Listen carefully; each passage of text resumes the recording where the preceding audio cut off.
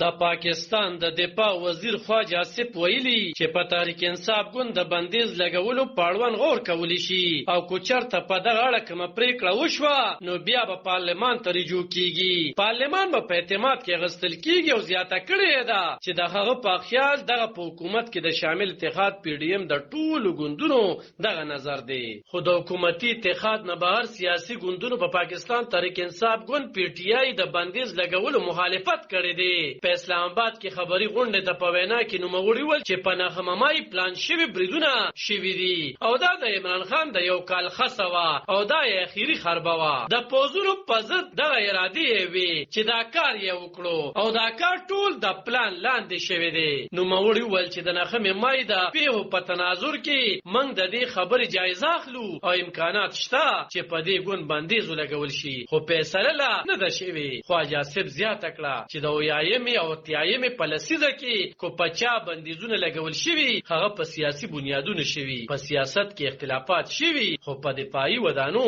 کله هم بریدونه نه دي شوي. د خلکو یعنی تحریک انصاف ریاست چیلنج کړي او د ریاست په اساس یې برید کړي دي. هغه ول چې تحریک انصاف ګوند پرې خودون کې خلک په خپل وایي چې دا خرڅ د پلان لاندې شوي دي او یاد ګوند په خپل سیاسي او اقتدار د واک په جګړه کې بوج پریر جوړ کړي دي. هغه زیاته کړه زه نه ګڼم چې مارشل لا به ولګي نه وړاندې کومه داسې خبره وه او نه وشته. د عمران خان په ملاتړ د نړیوال فشار په اړوند خواجه آصف ویل چې هیڅ ډول نړیوال فشار نشته. د پاکستان تحریک انصاف ګوند مشر او مخکنی وزیر اعظم عمران خان د خواجه آصف تازه څرګندونو ته سمدستي کم خبرګون نه دی ویلي خو له دې وړاندې ویلي چې په ظاهره پاکستان کې د مارشل لا په سیر حالت دی او د فوج مشر ملکی چارې په لاس کې اخیستې دي او نوموړي له دغه وړاندې په یو بیان کې ویلي وو چې د نخمې مای پیها بهانه جوړه کړې شوې ده او د هغه ګوند ماتول کیږي. په لسګونو ښځې او ماشومان نیول شوي او په پوځي عدالتونو کې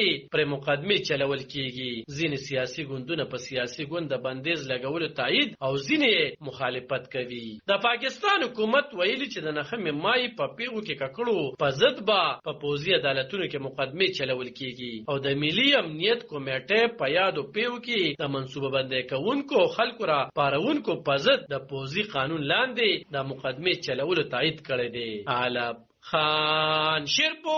دلبر نیوز 400 د پاکستان